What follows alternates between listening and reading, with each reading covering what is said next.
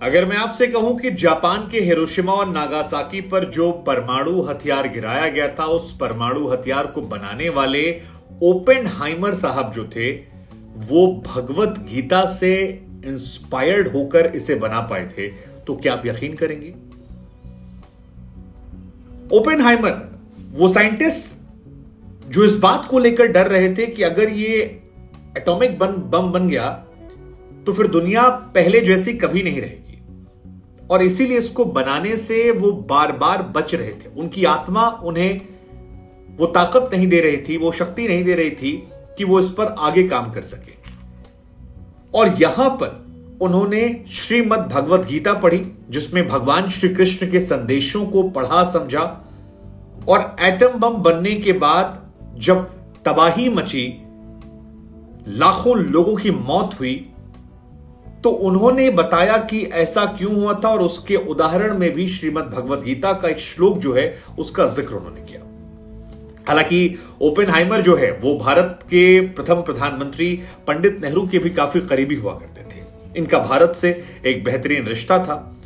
मशहूर theoretical physicist इनका नाम था जे रॉबर्ट ओपेनहाइमर, और इनका जिक्र इसलिए कर रहे हैं क्योंकि इनके ऊपर हॉलीवुड में एक फिल्म आने वाली है, क्रिस्टोफर नोलन बना रहे हैं, और इस फिल्म को बहुत ही जल्द हम लोग बड़े पर्दे पर देखने वाले हैं। इस फिल्म का नाम जो है वो ओपेनहाइमर है, और इसका ट्रेलर जो है वो लॉन्च कर दिया गया है। परमाणु बम का आविष्कार करने वाले की कहानी जो है बहुत ही जल्द बिग स्क्रीन पर आपको नजर आएगी, और ये पूरी कहानी जो है ये क्रिस्टोफर नोलन, जो कि हॉलीवुड के जाने माने प्रोड्यूसर हैं, उन्होंने बनाया है। इस फिल्म के ट्रेलर को देखने के बाद इसको लेकर चर्चाएं बहुत ज्यादा तेज हैं। हिरोशिमा नागासाकी पर जिस तरीके से परमाणु बम गिराया गया था, उसे मशहूर अमेरिकी साइंटिस्ट जे रॉबर्ट ओपेनहाइमर ने बनाया था, और उन्हीं की कहानी को बड़े पर्दे पर दर्शाने की जब बात आई तो भारत में इसकी चर्चा तेज हो गई, और भारत से जुड़े उनकी जो प्रसंग थे वो भी दुनिया के सामने आने लगे। अगर आप नहीं जानते तो हम आपको जानकारी के लिए बता दें कि 1940 के दशक की शुरुआत में कैलिफोर्निया विश्वविद्यालय, उसमें थ्योरेटिकल फिजिस्ट साइंटिस्ट थे ये जे रॉबर्ट ओपेनहाइमर, और इस साइंटिस्ट को न्यू मैक्सिको की लॉस एमालेब लैब में टॉप सीक्रेट इस प्रोजेक्ट को लीड करने के लिए कहा गया था। मैनहट्टन प्रोजेक्ट था जिसे लीड करने के लिए उन्हें जिम्मेदारी दी गई थी, और इसी की सफलता ने जापान में वो खूनी खेल खेला जिसके बारे में आज भी उदाहरण दिए जाते हैं। दुनिया में सिर्फ एक बार एटम बम का इस्तेमाल हुआ था, हिरोशिमा नागासाकी, और उसको लेकर, उसके दंश को लेकर दुनिया आज भी कांपती है, डरती है। हजारों लोग मारे गए थे। सेकेंड वर्ल्ड वॉर में इसका असर ऐसा था कि वो जापान जो अमेरिका पर जीत हासिल करता नजर आ रहा था, वो सरेंडर करता है और वर्ल्ड वॉर रुक जाता है। ओपेनहाइमर जो है अपनी तुलना अर्जुन से करते थे। श्रीमद् भगवत गीता का वो कई बार जिक्र करते नजर आए दुनिया में। ओपेनहाइमर के गीता कनेक्शन को लेकर अक्सर बातें होती हैं, वो उसका अक्सर जिक्र करते थे। उन्होंने बताया कि जब ये बम बनने वाला था और अपनी अंतरात्मा से वो लड़ाई लड़ रहे थे, तो फिर वो गीता की शरण में जाया करते थे। गीता की शरण में जाकर वो अपने अंदर से सवाल पूछते थे, क्या ये सही है, क्या ये गलत है। और उनका ये कहना है कि जब उस क्षण को उन्होंने महसूस किया, जब दुनिया में परमाणु बम देखा, तो उन्हें भगवान श्री कृष्ण और अर्जुन के कुछ संवाद याद आए, जिसमें यह कहा गया था कि अब मैं संसार का नाश करने वाली मृत्यु बन गया।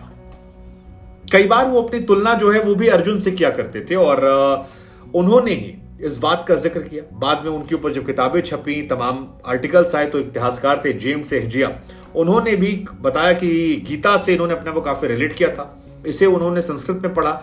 ओपेनहाइमर ने संस्कृत को बकायदा सीखा था, और बर्कले में से जाकर सीखा, और संस्कृत सीखने के बाद संस्कृत में जो गीता लिखी है उसको समझा, और ना सिर्फ समझा बल्कि हजारों बार इसे पढ़ा, और अपने दोस्तों को भी इसको वो बांटा करते थे। और उनकी नजर में ये कहना था कि सबसे सुंदर दार्शनिक ये चीज थी जो उन्होंने पढ़ी, और इससे उनके जीवन में काफी ज्यादा बदलाव, स्थिरता और क्लैरिटी जो है वो देखने को। अब सवाल ये कि गीता में वो कौन सा संदर्भ संवाद था जिसको लेकर ओपेनहाइमर ने परमाणु बम का निर्माण किया, जिसने बाद में दुनिया में तबाही मचा दी।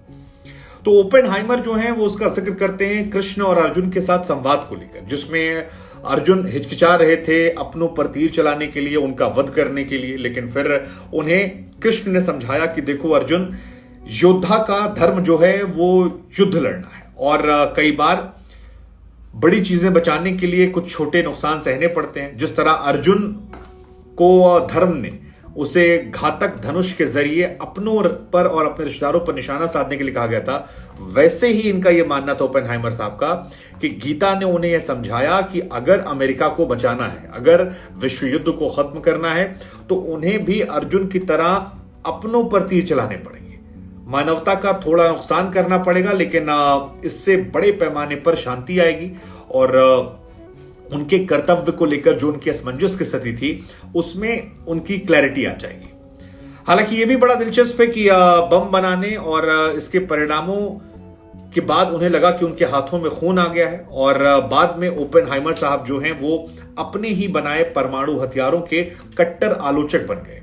कई दस्तावेजों में ऐसा पता लगता है कि उन्होंने इसके खुलकर मुखालफत की थी और यह माना कि यह दुनिया के लिए अच्छा नहीं है, इसे रोक देना चाहिए वरना दुनिया तबाह हो। ओपेनहाइमर साहब ने बाद में एक संदेश भी इंडिया में जब बातचीत उनकी पंडित नेहरू से हो रही थी तो उसका जिक्र किया था, जहां पर लिखा कि एटम बम पर सबसे भयानक और घातक प्रकृति काम किया जा रहा है। जानबूझकर अमेरिका कदम दर कदम विनाश की तरफ बढ़ रहा है। इस उद्देश्य से अधिक दुनिया को नुकसान होगा, शांति कम आएगी। तमाम तरह का थ्योरियम जो है अमेरिका जमा कर आता है और ओपेनहाइमर को यह विश्वास था कि बहुत ही जल्द ब्रिटेन के माध्यम से भारत के लिए दृष्टिकोण बन जाएगा। थ्योरियम का इस्तेमाल करने वाला यह तर्क होगा कि यह मानवीय उद्देश्यों के लिए है। लेकिन पंडित नेहरू को लेकर भी कहा था कि पंडित नेहरू को इन जनाब पर बड़ा भरोसा था और पंडित नेहरू सार्वजनिक रूप से कई बार इनको लेकर कह चुके थे। ओपेनहाइमर पंडित नेहरू से मुलाकात भी करते थे, उनके दोस्त भी थे, कई मंचों पर दोनों ने साथ भी दिया। लेकिन फिलहाल ओपेनहाइमर जो है इस युद्ध के बाद एक सेलिब्रिटी बन गए थे। ओपेनहाइमर एक सेलिब्रिटी वैज्ञानिक थे, कई सारी पत्रिकाओं ने उन्हें कवर पेज पे डाला।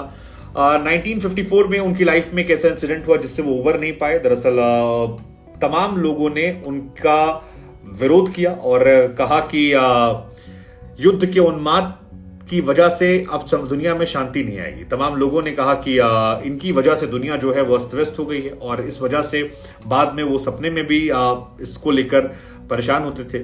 लेकिन फिलहाल गीता से इसका लिंक होना, गीता से जुड़ाव होना, इसे आप कैसे देखते हैं जो गीता से इन्होंने अपने आप को समझाया? और क्या इस फिल्म को आप देखने जाएंगे? आप एक्साइटेड हैं?